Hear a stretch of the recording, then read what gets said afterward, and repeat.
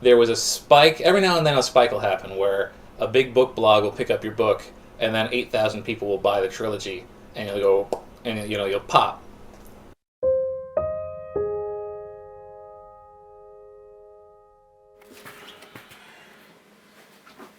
These, and this. Let's see if I can. Yeah, Joe's first story chronologically. It's great to note to self. I don't know where the book with the first half of the story is, but I pretty much know it by heart. Just in case I forget, here is a very brief summary of what happened. Here is a very brief summary of what happened. This is a told you so to the cameraman. He was like, "You don't have a map. You don't care. This is the map. I wrote. This is the planet Earth, and this is my as yet unnamed. This is changed. Someday I guess somebody will want this stuff, and they'll go through, and they'll discover that I cut out a lot of crap. I probably cut out some good stuff too, but I cut out crap."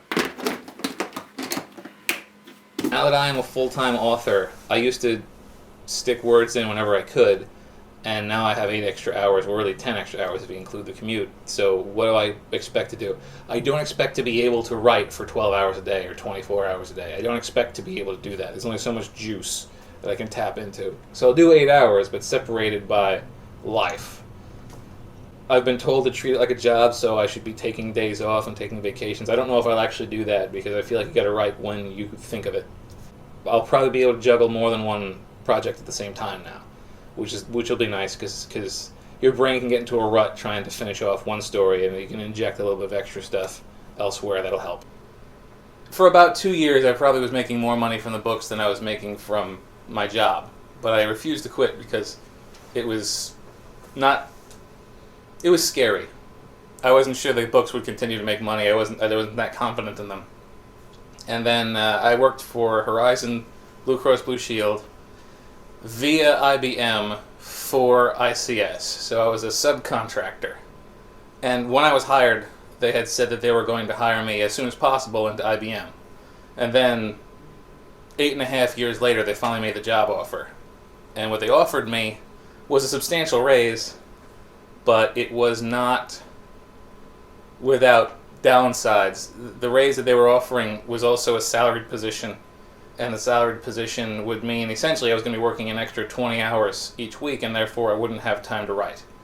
I wasn't going to get anything better than that at this job. Maybe it was time to quit and start writing full time. And so I gave them 5 weeks notice. They asked for 2, I gave them 5.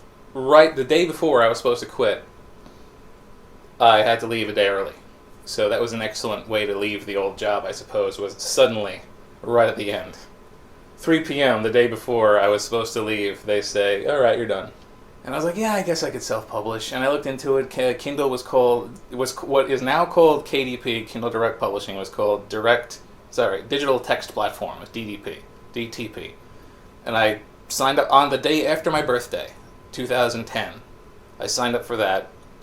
And then the following day, I figured, well, if I'm going to be on Amazon, I should be on all the others. And I found this place called Smashwords. And I published via that. And that's how the Book of Deacon, the first one, got published. Yeah, it was January 28th, 2010 is when I made the first book available via Amazon. The first place it was ever able to be downloaded. And that year, the year between then and 2011, I made $19. And then, so it wasn't very encouraging, but it's forever, you know? Yeah, I continued to release books because I had already written the entire trilogy, so it's not like I wasn't going to release book 2 and book 3. So I continued writing and releasing, that is, and eventually I had all 3 books out, and I decided to make the first one free. I'd seen, I think Brian S. Pratt was a guy who I'd seen a thing written about in the Smashwords blog, and he made his first book in a series free, and it exploded for him. But on May 11th, it was discovered by a Pixel of Ink, I think was the name of the website, and they just put it up as one of their free books of the day. And something like 17,000 people downloaded it that day. By the end of that month, I had made something on the lines of $1,900. So $19 in the year 2010, $1,900 in May 11th through May 31st of 2011.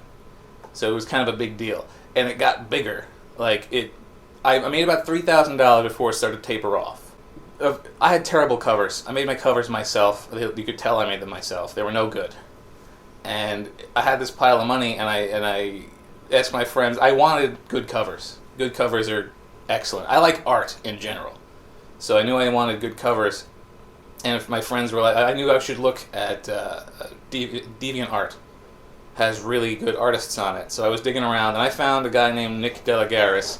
And his stuff, he had one image which looked very much like a scene from one of my books.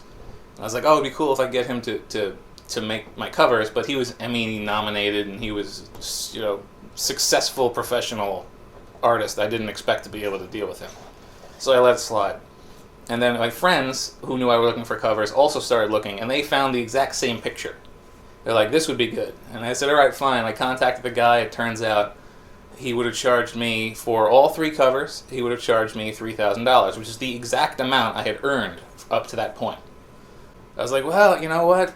If I spend all this money and I put the covers on it, at the very least, I'll have 3 really good-looking books.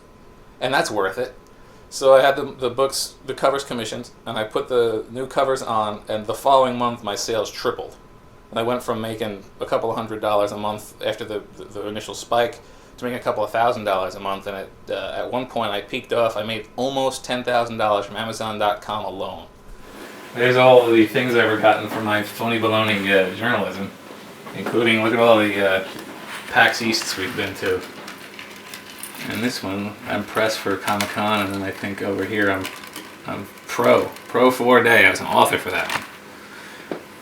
And over here, this is a very expensive piece of paper. This is my bachelor's degree, which is just in a pile over here. And then this is my master's degree, computer engineering. I've used this never, but master science. Notice it doesn't say summa cum laude. I didn't do quite so well in it. My first editions of various paperbacks, and this one I did myself. This is crappy back on it, you can tell. And that was a draft. And then this is something I was interviewed in, interviews with indie authors. Whatever. There's The Battle of Varels, the 3rd book. And there's the 2nd book. This is the 1st book, and you can compare, look at the back of this one, compared to the back of this one. That's the difference between what I can do and what he can do. That's Nick Delagaris. And then that's The Rise of the Red Shadow. Look at how thick that is. That's a big book right there. Pretty cool. This is actually separate. This is a thing. Like, you could take this off. I'm not going to, because it's awesome. Same sculptor, Lindsay Hine. Oh, she actually wrote on the bottom here. I never look at the bottom of these things. Elia's Clay Creations.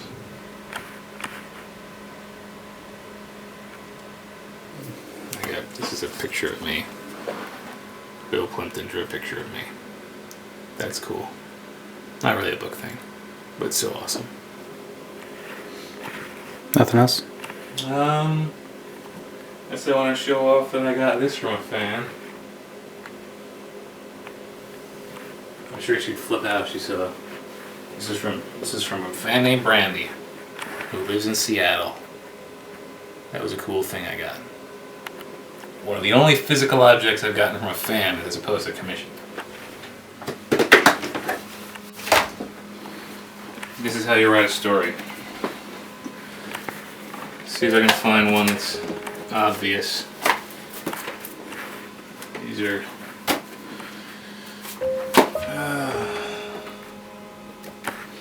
I start labeling them at some point. Or rather, I stopped labeling them at some point.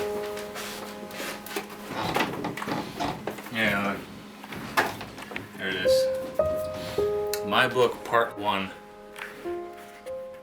That's where it started.